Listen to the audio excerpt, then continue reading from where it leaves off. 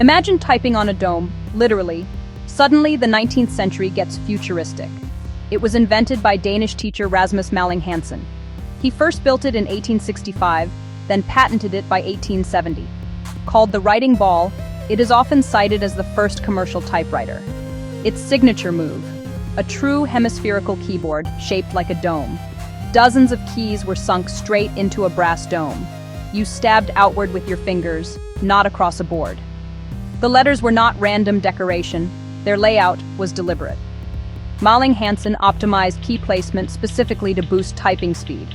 That made the odd dome surprisingly efficient, despite its shape. Even philosopher Friedrich Nietzsche bought a writing ball in the 1880s. His eyesight and handwriting were failing, so writing by hand hurt. The typewriter let him keep writing when pen and paper failed. Strange in design, the writing ball stood out immediately. Brilliant in engineering, it solved real typing problems practically. Beautiful to behold, its brass dome gleamed like a sculpture. It proves early tech could be radical and practical together.